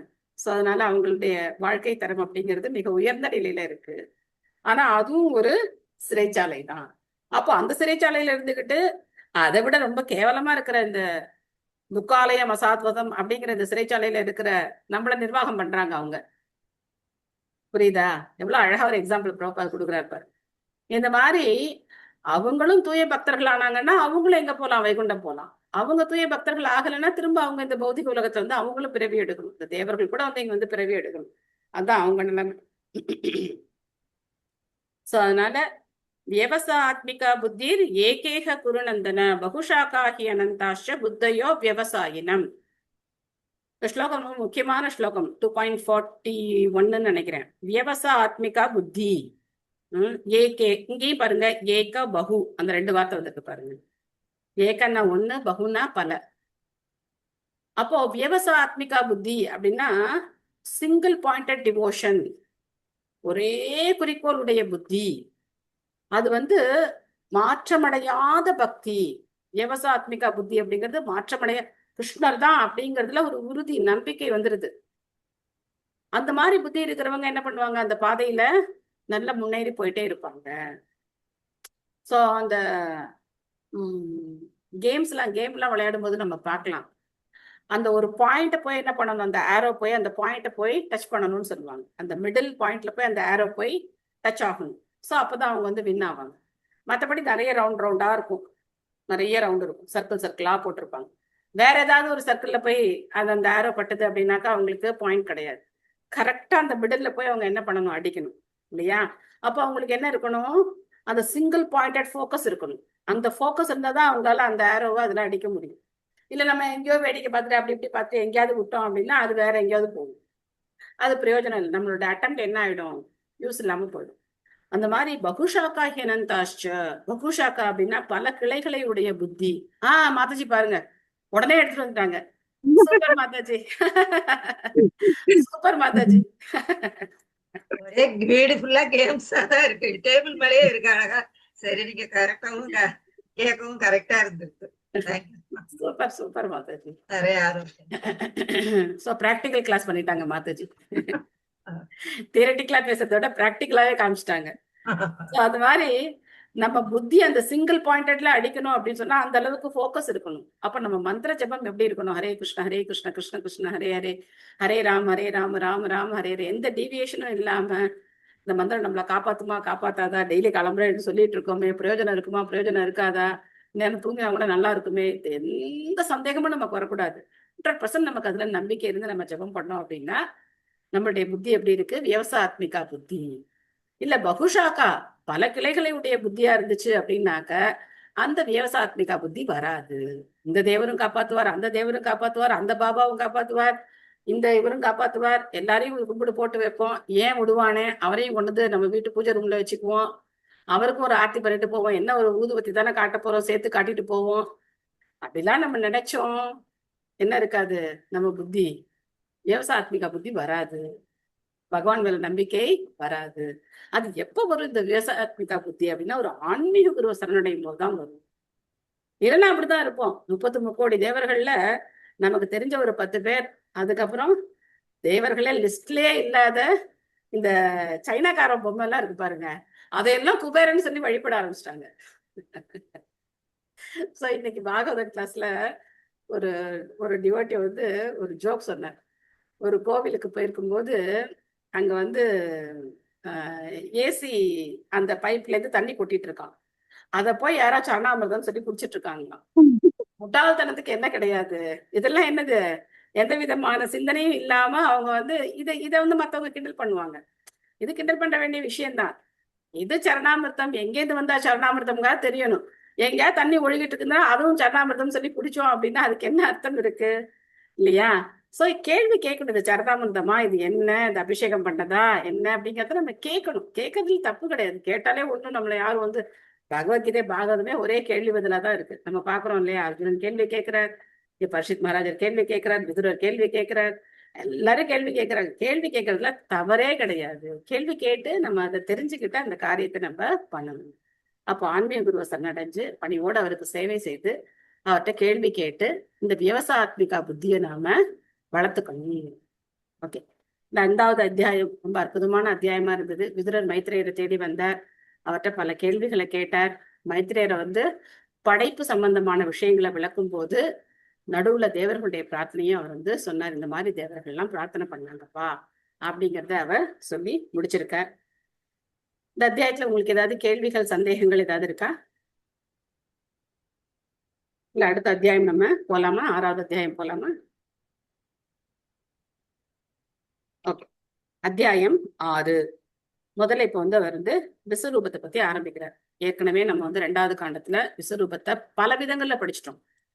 இவர் என்ன விதத்துல சொல்ல போறார் அப்படிங்கறத நம்ம இங்க பார்க்கலாம். விஸ்வரூபத்தின் சிருஷ்டி. ருஷிருவாச்ச இதி தாசாம் ஸ்வசக்தீனாம் சதீனாம் அசமேத்ய சக பிரசுப்த லோகதந்திரானாம் நிஷாம்ய கதிமீஸ்வரக. மொழிபெயர்ப்பு. மைத்ரேய ரிஷி கூறினார், இவ்வாறாக மகத்தத்துவத்தை போன்ற பகவானுடைய சக்திகளின் சேர்க்கையின்மையினால் படைப்பு செயல்களின் முன்னேற்றம் தடைப்பட்டிருந்ததை பற்றி பகவான் கேள்விப்பட்டார். சோ தேவர்கள் இந்த மாதிரி பிரார்த்தனை பண்ணோன்னா பகவானுக்கு தெரிஞ்சிருச்சு, ஓகே இவங்களால என்ன பண்ண முடியல, எப்படி வந்து அசம்பிள் பண்றது அப்படின்னு அவங்களுக்கு தெரியல அப்படிங்கறத அவர் புரிஞ்சுக்கிட்டார். பொருளுரை குணவதி மாதாஜி படிக்கிறீங்களா? படிக்கிறேன் மாதாஜி. ஹரே கிருஷ்ணா. ஹரே கிருஷ்ணா. பொருளை தந்தை பக்தி வேதாந்த சுவாமிக்கு ஜெய். பகவான் படைப்பில் எதுவும் பற்றாக்குறையாக இல்லை. அதில் எல்லா சக்திகளும் முடங்கிய நிலையில் உள்ளன. ஆனால் பகவானின் விருப்பத்தினால் அவை இணைந்தால் அல்லது எதுவுமே முன்னேற்றம் அடையாது. பகவானின் உத்தரவின்படித்தான் முடங்கி கிடக்கும் படைப்பு தொழிலுக்கு உயிர் பூட்ட முடியும். ஹரே கிருஷ்ணா. ஹரே கிருஷ்ணா. எல்லாமே இருக்கு, பற்றாக்குறை கிடையாது. பட் அதெல்லாம் என்ன ஆகல, அசம்பிள் ஆகி சேர்ந்து எப்படி செயல்படணும் அப்படிங்கிற அந்த விஷயம் அவங்களுக்கு தெரியல. அப்போ பகவான் இங்க வந்து இன்டர்ஃபியர் பண்ண வேண்டி இருக்கு. அவருடைய அந்த இன்டராக்ஷன் இருந்தாதான் இது நடக்கும் அப்படிங்கிறத நம்ம புரிஞ்சுக்கணும். சோ நம்ம வாழ்க்கையிலையும் நம்ம திட்டங்கள் நம்ம என்ன வேணா போடலாம், ஆனா பகவானுடைய அந்த ஒப்புதல் இருந்தாதான் அந்த திட்டங்கள் நடக்கும். நம்ம திட்டம் தீட்டிக்கிட்டே இருக்கலாம், ஆனா பகவான் அதை ஏத்துக்கிட்டாதான் அது செயலுக்கு வரும். அப்ப நம்ம புரிஞ்சுக்கணும், நம்ம நினைக்கிறது நடக்கல அப்படின்னா இதுல பகவானுக்கு விருப்பம் இல்லை அப்படிங்கறத நம்ம தெரிஞ்சுக்கிட்டு அதுக்காக வருத்தப்படக்கூடாது. என்ன பண்றாங்க, இதனால உயிரே விடுறாங்க சில பேர். நான் இந்த பையனை தான் கல்யாணம் பண்ணிக்குவேன், இவனை கல்யாணம் பண்ணிக்கலன்னா நான் உயிரை விட்டுருவேங்கிறாங்க. அது மாதிரி நான் இந்த படிப்பு தான் படிப்பேன், இந்த படிப்பு நான் எனக்கு கிடைக்கல அப்படின்னா உயிரை விட்டுருவேன்றாங்க. நான் இந்த வேலையில தான் போவேன் அப்படின்னு பிடிவாதம் பிடிக்கிறாங்க. அதெல்லாம் கிடையாது. நம்ம திட்டம் ஒண்ணு தீட்டலாம், ஆனா பகவானுடைய சாங்ஷன் இருந்தாதான் அந்த திட்டம் நமக்கு நிறைவேறும். இதை நம்ம நல்லா புரிஞ்சுக்கணும். சின்ன விஷயமா இருந்தாலும் சரி, பெரிய விஷயமா இருந்தாலும் சரி, அதுல பகவானுடைய சாங்ஷன் இருக்குங்கிறத நம்ம புரிஞ்சுக்கணும். நம்மளுடைய திட்டம், நம்மளுடைய மூளை, நம்மளுடைய சக்தி தான் உயர்ந்தது, இதனால நம்ம சாதிச்சிடலாம் அப்படின்னு நினைச்சோம்னா நம்ம சரியான அடிமுட்டாள்னு அர்த்தம். அதே சமயத்துல ஆமா எல்லாம் பகவான் செய்வார் அப்படின்னு நம்ம சும்மா உட்கார்ந்துருந்தாலும் முட்டாள்னு அர்த்தம். ரெண்டும் செய்யக்கூடாது. கர்மண்யேவாதிகாரஸ்தே மா பலேஷு கதாச்சன மா கர்ம பலஹேதுர்புர் மாதே சங்கோஸ்துவ கர்மணி அப்படின்னு பகவான் சொல்றார். சோ உனக்கு விதிக்கப்பட்ட கடமைகளை நீ செஞ்சுதான் ஆகணும். அதுல உனக்கு அதிகாரம் இருக்கு. உன்னுடைய கடமைகளை நீ செய்யாம இருக்கவே கூடாது. ஆனா பலன்ல உனக்கு ஒரு அதிகாரமும் கிடையாது. இதை நம்ம புரிஞ்சுக்கணும். புரிஞ்சுக்கிட்டோம் அப்படின்னாக்கா ஓகே இதுல பகவானுக்கு விருப்பம் இல்லை, அப்படின்னு நம்ம வந்து அதை விட்டுட்டு நம்ம காரியத்தை நம்ம பார்த்துக்கிட்டே இருக்கணும். அது ஏன் நினைச்சு வருத்தப்படக்கூடாது. என்னோட லைஃப்ல ரொம்ப விளையாட்டா நிறைய நடந்திருக்கு. அப்பெல்லாம் அது ரொம்ப சீரியஸா இருந்தது. இப்ப நினைச்சா எனக்கு சிரிப்பா இருக்கு. +2 படிச்சு முடிச்சு எல்லாரும் ரெகுலரா காலேஜ் ஜாயின் பண்ணிடுவாங்க. அது வந்து யூஷுவலான ஒரு விஷயம். நாங்க படிக்கிற காலத்துல எல்லாம் ஒரு 40 வருஷம் முன்னாடி எல்லாம் இது ஒன்றும் பெரிய ஒரு விஷயம் கிடையாது. +2 முடிச்சோம்னா அடுத்து பிஎஸ்சி, பிஏ ஏதோ ஒரு டிகிரி வந்து பெண்களை வந்து சேர்த்து விட்டுறது ரொம்ப நார்மலான விஷயம். எங்க ஊர்லயும் கேர்ள்ஸ் காலேஜ் தான் இருக்கு. ஒன்றும் பிரச்சனை கிடையாது. உமன்ஸ் காலேஜ் இருக்கு. திடீர்னு எங்க அப்பா ஒரு ஐடியா போட்டாரு. என்ன ஐடியா பண்ணாரு அப்படின்னா, எங்க அம்மா வேலைக்கு போயிட்டு இருந்தாங்க. அதனால நான் ஸ்ட்ரிக்டா சொல்லிட்டேன், நான் வேலைக்கெல்லாம் போக மாட்டேன், அந்த மாதிரி கோர்ஸே நான் படிக்க மாட்டேன் அப்படின்னு நான் சொல்லிட்டேன். ஏன்னா வேலைக்கு போறதுனால எவ்வளோ கஷ்டம் நாங்க பட்டோம் அப்படிங்கிறது எங்களுக்கு தான் தெரியும். அப்போ நான் அந்த முடிவை நான் வந்து அப்பவே நான் எடுத்துட்டேன். என்னோட +2 முடிச்ச போதே நான் எடுத்துட்டேன். நான் வேலைக்கெல்லாம் போக மாட்டேன், வீட்டில் இருப்பேன். ஏன்னா படிக்கணும் அப்படிங்கிற விருப்பம் இருந்தது. ஸோ அதனால எங்க அப்பா என்ன சொன்னாரு, சரி நீ டிஃபார்ம் படி. டிஃபார்ம் படிச்சே அப்படின்னாக்க நீ வந்து ஒரு மருந்து கடை வச்சு மெடிக்கல் ஷாப் வச்சு கூட நடத்தலாம். அது வந்து ஒன்றும் கஷ்டம் கிடையாது, வீட்டிலே வச்சு நடத்தலாம். இல்லை நீ ஏதாவது ஒரு மெடிக்கல் ஷாப்புக்கு இது சைன் போட்டா கூட உனக்கு மாசம் மாசம் அவங்க வந்து ஏதாவது ஒரு இன்கம் வந்து உனக்கு வரும் அப்படின்னு அவரோட ஐடியா. சரின்னு சொல்லிட்டு அப்பதான் எங்க ஊர்ல வந்து ஒரு டிஃபார்ம் காலேஜும் ஆரம்பிச்சாங்க. அங்க சேர்த்து விட்டார். அங்க சேர்த்து விட்டு 10 மாசம் நானும் காலேஜுக்கு போறேன் அப்படின்னு சொல்லி நாங்களும் படிச்சோம். ஆனா அந்த காலேஜுக்கு அப்ரூவலே வாங்காம ஃபீஸ் எல்லாம் கட்டி எல்லாம் பண்ணி எங்களால எக்ஸாம்லாம் எழுத முடியல. அது அப்படியே வந்து ஸ்ட்ரைக் எல்லாம் நடு ரோட்ல உட்காந்து ஸ்ட்ரைக்லாம் பண்ணோம். ஸ்ட்ரைக்லாம் பண்ணி எல்லாம் பண்ணிட்டு ஒன்றும் நடக்கல. அது அப்படியே போச்சு. உடனே எங்க அம்மா ஒரு பிளான் போட்டாங்க. சரி நீ வந்து டிஃபார்ம் படிக்க வேண்டாம், டீச்சர் ட்ரைனிங் போ. டீச்சர் ட்ரைனிங் போனேன் அப்படின்னாக்க டீச்சர் ஜாப் வந்து ரொம்ப ஈஸியான ஜாப் தான். உனக்கு வந்து மாசம் 2 மாசம் உனக்கு லீவும் கிடைச்சிடும். வருஷத்துக்கு 2 மாசம் லீவ் கிடைக்கும். காலம்பரையிலேருந்து சாயந்தரம் அப்படிங்கிற டைம் வந்து கரெக்டான டைம். 10 மணிக்கு ஸ்கூலுக்கு போயிட்டு 4 மணிக்கு வீட்டுக்கு வந்துடலாம். ரொம்ப கஷ்டம்லாம் இருக்காது. நீ டீச்சர் ட்ரைனிங் போ அப்படின்னு. சரின்னு சொல்லி டீச்சர் ட்ரைனிங்ல சேர்ந்தேன். டீச்சர் ட்ரைனிங்ல சேர்ந்து 1 வருஷம் தான் படிச்சிருப்பேன். அதுக்குள்ள கல்யாணம் முடிவு பண்ணிட்டாங்க. கல்யாணம் முடிவு பண்ண உடனே எங்க மாமனார் என்ன சொன்னாரு, நீ டீச்சர் ட்ரைனிங்லாம் போக வேண்டாம், ஒன்றும் போக வேண்டாம், வீட்டில் வந்து வேலையை பாரு அப்படின்னா. சரின்னு சொல்லிட்டு வீட்டுக்கு போய் வேலையை பார்க்க ஆரம்பிச்சேன். அப்போ எனக்குள்ள இருந்த அந்த உணர்வு இருக்கே, என்னோட ஃப்ரெண்ட்ஸ் எல்லாம் ஒரு டிகிரி வாங்கிட்டாங்க, எல்லாரும் ஒவ்வொரு டிகிரி வாங்கிட்டாங்க. இப்படி படிக்காத ஒரு முட்டாளா போயிட்டேனே நான். ஒரு டிகிரி கூட இல்லாம ஆயிடுச்சு. என் பேருக்கு பின்னாடி ஒரு டிகிரி கூட போட்டுக்க முடியாத இவ்வளவு மோசமான கண்டிஷன் ஆயிட்டேனா அப்படின்னு சொல்லிட்டு எங்க பிரபுவை போட்டு புடுங்கி எடுத்து நான் எப்படியாவது ஒரு டிகிரி வாங்கியே ஆகணும். நீங்க எனக்கு வந்து தொலைதூர கல்வியில சேர்த்து விடுங்க, நான் ஒரு பிஏ டிகிரி வாங்க போறேன் அப்படின்னு சொல்லிட்டு மதுரை காமராஜர் யூனிவர்சிட்டியில நான் வந்து போட்டேன். எங்க மாமியார் வீட்டுல பெரிய பாம் வெடிச்சு. ஏன்னா அங்க யாருமே படிச்சவங்களே கிடையாது. எங்க மாமனார் படிப்பு கிடையாது, எங்க மாமியார் படிப்பு கிடையாது, அவங்க எல்லாம் ஸ்கூலே பார்த்தது கிடையாது. இது என்னடா அது வந்த பொண்ணு என்னமோ படிக்கணும்னு சொல்லுது, எங்கேயோ போய் என்னோ அந்த இது அப்ப வந்து அந்த 3 மந்த்ஸ்க்கு ஒரு தடவை வந்து திருச்சிக்கு போய் அந்த ஒரு கிளாஸ் அட்டன் பண்ணணும்னு சொல்லுவாங்க. இதெல்லாம் கேட்டு அது குழந்தை வேற பிறந்துருச்சு, எனக்கு என் பொண்ணு வேற பிறந்திருக்கான். இது குழந்தைய பள்ளிக்கூடம் சேர்ப்பாங்களா, இது பள்ளிக்கூடம் போகணுங்குது, இது என்ன பொண்ணு இது அப்படின்னு சொல்லி அவங்க எல்லாம் ரொம்ப கன்ஃபியூஸ் ஆயிட்டாங்க. அப்புறம் பார்த்தா அதையும் கண்டினியூ பண்ண முடியாம என்னோட +2 சர்டிபிகேட்டே போயிடுச்சு. என்கிட்ட இப்ப இருக்கிறது SLC சர்டிபிகேட் மட்டும்தான் இருக்கு. இதுக்காக நான் வந்து எவ்வளவு வருஷம் அழுதுருக்கேன் தெரியுமா. ஒரு டிகிரி நம்மளால, ஏன்னா இப்ப என்னால வந்து திரும்ப நான் +2 கம்ப்ளீட் பண்ணிட்டு திரும்ப நான் வந்து டிகிரி வாங்கணும் அப்படின்னு நினைச்சு எனக்கு ரொம்ப வருத்தம். ஒரு டிகிரி கூட இல்லாம போயிட்டோமே நம்ம அப்படின்னு சொல்லி ரொம்ப வருத்தம். அப்புறம் என்னோட 40 வயசுல கிருஷ்ணா கான்ஷியஸ் கிடைச்ச உடனே ரொம்ப சந்தோஷமாயிடுச்சு. சரி வேண்டாம், இதெல்லாம் விட்டுருவோம், நம்ம என்ன படிப்போம். நீங்க தான் பெரிய டீச்சர் ஆயிட்டே மாதாஜி, பெரிய ஆன்மீக எங்களுக்கு எல்லாருமே நீங்க சொல்லி தரீங்கல்ல, அதுல நீங்க ரொம்ப பெருமைப்பட்டுக்கோங்க மாதாஜி. அதனால நான் என்ன பண்ண ஆரம்பிச்சேன், பகவத்கீதையும் பாகவதமும் படிச்சு இதை ப்ரீச் பண்ண ஆரம்பிச்சேன். அப்புறம் எனக்கு தெரிஞ்சது இதுலயும் வந்து டீச்சர் ட்ரைனிங் கோர்ஸ் எல்லாம் இருக்கு, இதுலயும் நிறைய கோர்சஸ் இருக்கு அப்படின்லாம் தெரிஞ்சது. அதுக்கப்புறம் நான் பக்தி சாஸ்திரி கம்ப்ளீட் பண்ணது பெரிய கதை. எங்க கும்பகோணத்துல ஆரம்பிச்சு அது 4 வருஷம் நடந்தது. பக்தி சாஸ்திரி கம்ப்ளீட் பண்ணேன். பக்தி வைபவ் ஜாயின் பண்ணேன். பக்தி வைபவ் ஜாயின் பண்ணி அது வந்து 3rd கேண்டோ முடிச்சிட்டோம். ஒரு ஃபர்ஸ்ட் 1 2 3 ஒரு செட் அது முடிச்சிட்டோம். ப்ரெசன்டேஷன் பண்ணணும். அதுக்கப்புறம் இன்னொரு டெமோ இருக்கு, அந்த 2 பண்ணணும். அது பண்ணாதனால என்னால வந்து 2nd இதுல நான் வந்து ஜாயின் பண்ண முடியல. ஏன்னா அந்த பக்தி சாஸ்திரி கோர்ஸ் அப்படியே அந்த பக்தி வைபவ் கோர்ஸ் அப்படியே போயிடுச்சு. இப்போ ஒரு பக்தி வைபவ் கோர்ஸ் திரும்ப ஜாயின் பண்ணேன். திரும்ப ஃபர்ஸ்ட் கேண்டோல வந்து ஜாயின் பண்ணேன். அது நடக்குது. நடந்து கொண்டே இருக்கிறது. உங்களை நல்லா டெவலப் பண்றாரு மாதாஜி ஆமா. பகவானு. இப்ப வந்து நாங்க third படிச்சதே chapterல படி படிச்சதே படி. 28வது சாப்டர்ல இருக்கோம் நாங்க. எங்க பிரபு இருக்காரு, எங்க பிரபு வந்து எம்எஸ்சி மேக்ஸ் முடிச்சு, ஆனா அவருக்கு வந்து வேலைக்கெல்லாம் அவங்க வீட்டுல அனுப்பல, பிசினஸ்ல போட்டாங்க. அவர் பிசினஸ் பண்ணிட்டு அப்படியே அவரோட லைஃப் அப்படி போயிடுச்சு. அவர் பக்தி சாஸ்திரி ஜாயின் பண்ணாரு, முடிச்சாரு. பக்தி வைபவ் ஜாயின் பண்ணாரு, முடிச்சாரு. இப்ப பக்தி வேதாந்தா போயிட்டாரு. அவர் பக்தி எல்லாத்துலயும் நல்லா இருக்காரு மாதாஜி. பகவானுடைய அனுகிரகம் இருந்தாதான் நடக்கும். பகவானுடைய நம்ம என்னதான் உழுந்து பிறண்டாலும் சரி, இப்பவும் சொல்றாங்க நீ இதை விட்டுட்டு வேற இதுல போய் ஜாயின் பண்ணு. பக்தி சாஸ்திரி 6 மாதம், பக்தி வைபவ் 6 மாசத்துல முடிச்சிட்டு நீ அடுத்து பக்தி வேதாந்தா ஜாயின் பண்ணிடலாம் அப்படின்னு சொல்றாங்க. பாக்கலாம் பகவானுடைய திட்டம் எப்படி இருக்கு, என்னென்ன நடக்க போகுது. என்னோட லைஃப்ல வந்து ஒரு டிகிரி வாங்கிட்டேன், பக்தி சாஸ்திரி டிகிரி வாங்கிட்டேன். பக்தி வைபவாவது வாங்கணும்னு சொல்லி முயற்சி பண்ணிட்டே இருக்கேன். அது மாதிரி டீச்சர் ட்ரைனிங் முடிச்சிட்டேன். டீச்சர் ட்ரைனிங் முடிச்சு அழகா டிகிரி எல்லாம் வாங்கி வச்சுட்டேன். டீச்சர் ட்ரைனிங் முடிச்சு டிகிரி வாங்கியாச்சு. ஆனா நான் டீச் பண்ண ஆரம்பிக்கல. பிஎட் முடிச்சிட்டீங்க மாதாஜி நீங்க? ஆமா மாதாஜி, பகவான் உங்களை பௌதிக படிப்புக்கு அளவு பண்ணல மாதாஜி. மாதாஜி அதான் எங்களுக்கு சொல்லி தரீங்கல்ல உங்களுக்கு மாதாஜி. வந்து ஆன்மீக பயிற்சி தான் உயர்ந்த லெவல்ல டீச் பண்ணணும்னு இருக்குங்க மாதாஜி. நீங்க தாழ்ந்த லெவல் வேண்டான்னு பகவான் உங்களுக்கு வச்சிருக்காரு.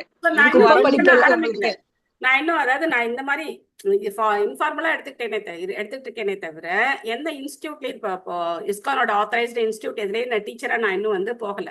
அது ஒரு வருத்தம் மனசுல இருக்கு. இருந்தாலும் பகவான் என்ன வாய்ப்பு கொடுக்குறாரோ அந்த வாய்ப்பை பயன்படுத்திக்குவோம். எங்க பிரேயர்ஸ்ல இருக்கு மாதாஜி. நீங்க போறேன், நீங்க அட்டைன் ஹரே கிருஷ்ணா மாதாஜி. உங்களுடைய ஹரே கிருஷ்ணா மாதாஜி. மாதாஜி. மாதாஜி ஹரே கிருஷ்ணா மாதாஜி. நீங்க வந்து இந்த மாதிரி வந்து எங்களை மாதிரி கேண்டிடேட் தான், நாங்களாம் கேண்டிடேட் தான், இன்னும் எலிஜிபிள் கூட ஆகல எதுவுமே. அந்த கேண்டிடேட்டுக்கு உங்க மூலமா கடவுள் எங்களை அறிமுகப்படுத்தி இருக்க வாய்ப்புக்காக தான் உங்களை டிகிரி கொடுக்காம வச்சிருக்காரு. எங்களை வந்து நீங்க வந்து மாதாஜி.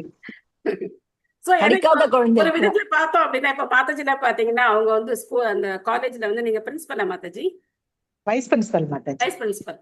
சோ அவங்களும் என்னோட கிளாஸ்ல இருக்காங்க அப்படிங்கறத நினைக்கும் போது பௌதிக அதான் சொல்றேன் மாதாஜி. அப்படிலாம் நினைக்கவே வேண்டாம். நீங்க இப்ப நானா ஏமாத்துறேன் மாதாஜி. நான் ரிட்டையர்ட் ஆகல. நீங்க நல்லா டீச் பண்ணலாம். நீங்க வந்து எடுத்துக்கிட்டீங்க, நீங்க நல்ல பிலாசபில நல்லா புரிஞ்சுக்கிட்டீங்கன்னா யூ கேன் டீச், நீங்க அதை பண்ணலாம். ஆனா பாருங்க, நான் எதுக்காக சொல்ல வந்தேன்னா நான் ஒரு பிளான் போடலாம். ஆனா பகவானுடைய அனுகிரகம் இருந்தாதான் அது நடக்கும், இல்லைன்னா அது நடக்கும். நான் வந்து ஒண்ணு சொல்லிக்கிறேன். நான் வந்து வைஸ் பிரின்சிபல் டைரக்டர்னு சொல்லி ரிட்டையர்ட் ஆனா கூட நீங்க சொல்ற கருத்துக்களை என்னால கண்டிப்பா சொல்ல முடியாது. சோ நான் எலிஜிபிளே கிடையாது மாதாஜி. சோ அந்த அளவுக்கு வந்து கடவுள் வந்து உங்க மூலமா எங்களை பிளஸ் பண்ண வச்சு கேட்க வச்சிருக்கிறதுக்கு நான் ரொம்ப பெருமைப்படுறேன் மாதாஜி. நீங்க படிச்சிருந்தா வேற வழியில மாறிப்பேன் மாதாஜி, பகவான் கிட்ட வந்திருக்க மாட்டேன். எது எப்படியோ தெரியாது, எங்களுக்கு இந்த வாய்ப்பு கிடைச்சிருக்காது மாதாஜி. ஆனா இப்ப தனலட்சுமி மாதாஜி சொன்னதுல ஒரே ஒரு சேஞ்ச் என்ன அப்படின்னாக்க, எல்லாருமே இதை பண்ணலாம். பிரபுபாதர் எல்லாருக்கும் இந்த சக்தியை கொடுத்திருக்காரு. இந்த பிரச்சாரம் பண்ற இந்த சேவையை எல்லாரும் பண்ணலாம். நம்ம நினைச்சுக்கிறோம் நமக்கு அந்த தகுதி இல்லை அப்படின்னு நம்ம நினைச்சுக்கிறோம். அந்த மாதிரிலாம் கிடையவே கிடையாது. எல்லாரும் பண்ணலாம். அவங்க நிலையில இருந்து அவங்கவுங்க பண்ணலாம்.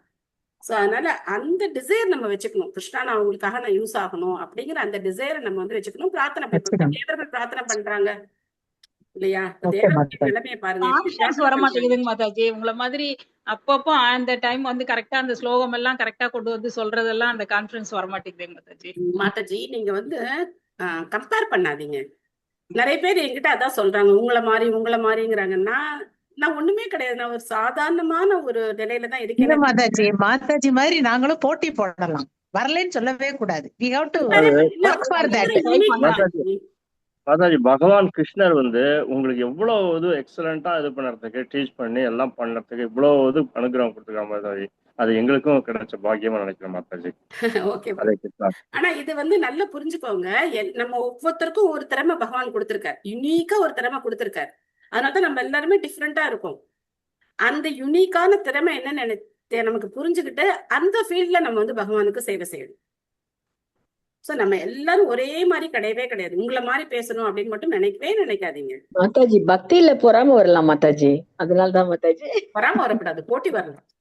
மாதாஜி நீங்க பொண்ணு சொல்றது மாதிரி தாங்க மாதாஜி. நான் 11th என்னோட இதை ஸ்டடீஸ் எல்லாம் டிஸ்கண்டினியூ பண்ணிட்டாங்க மாதாஜி. நீங்க சொல்ற மாதிரி மேரேஜ் வந்துருச்சு. அப்புறம் பார்த்தா நேஷனல் ஸ்காலர்ஷிப் ஹோல்டர் மாதாஜி. நானு வந்து எவ்வளவு படிச்சிருந்தாலும் ஃப்ரீயாவே படிச்சிருக்கலாம். எங்க அம்மா கல்யாணம் பண்ணிட்டாங்க. அப்புறம் பாத்தீங்கன்னா நான் பசங்க எல்லாம் ஸ்கூல் போனதுக்கு அப்புறம் நான் எனக்கு படிக்கணும்னு ஏக்கம். ஹிந்தி 9 எக்ஸாம்ஸ் பண்ணி பிஎட் வேற பண்ணாங்க மாதாஜி. அதுல அலகாபாத் யூனிவர்சிட்டியில. அப்புறம் ஸ்கூலுக்கு ஒர்க் பண்ண போயிட்டு மறுபடியும் 40 இயர்ஸ்க்கு மேல மறுபடியும் எம்ஏ இங்கிலீஷ் ஜாயின் பண்ணி அதை முடிச்சுட்டு ஒரு 11 இயர்ஸ் ஸ்கூல்ல டீச்சரா ஒர்க் பண்ணாங்க மாதாஜி. நீங்க சொல்ற மாதிரி எனக்கு வந்து இந்த ஃப்ரெண்ட்ஸ் எல்லாம் பார்க்கும்போது ரொம்ப வருஷம் கழிச்சு ஃப்ரெண்ட்ஸ் மீட் வரும்போது அவங்க எல்லாம் பெரிய போஸ்ட்ல இருந்தாங்க. நான் இந்த ஸ்கூல் கிளாஸ்ல வந்து அப்பதான் நான் தான் ஃபர்ஸ்ட், எல்லாருக்கும் தெரியும். ஆனா அவங்க எல்லாம் நல்ல போஸ்ட்ல இருந்து இப்ப வரும்போது நமக்கு மனசு ரொம்ப ஏக்கமா இருக்குங்க மாதாஜி. எனக்கு அந்த ஏக்கம் கிடையாது. எனக்கு வந்து ஒரு டிகிரி வாங்கணும், அது ஒரு குழந்தைத்தனமான ஆசை. அந்த நாள்ல அது ஒரு பெரிய விஷயம் இல்லையா? கேர்ள்ஸ் படிச்சு பின்னாடி அந்த கல்யாண பத்திரிக்கையில பிஎஸ்சி பிஎன் போட்டது பெரிய விஷயமா நாங்க அதை பார்த்தோம். எனக்கு வேலைக்கு ரொம்ப ஹார்ட் ஒர்க் பண்ணி தான் கிடையவே கிடையாது. ஸ்கூலுக்கும் ஒர்க் பண்ணிட்டு காலையில 4 மணிக்கு எழுந்துச்சுட்டு 6 வரைக்கும் உட்காந்து படிப்பேங்க மாதாஜி. அப்புறம் ஸ்கூல்லயும் ஒர்க் பண்ணுவேன், பசங்களையும் கவனிப்பேன், எல்லா ஒர்க்கும் பண்ணுவேன். அவ்வளவு ஹார்ட் ஒர்க் பண்ணேன். எனக்கு அந்த படிக்கணுங்கிற ஒரு தப்பு பண்ணிட்டோமேங்கிற ஒரு குற்ற உணர்ச்சி ரொம்பவே இருந்ததுங்க மாதாஜி.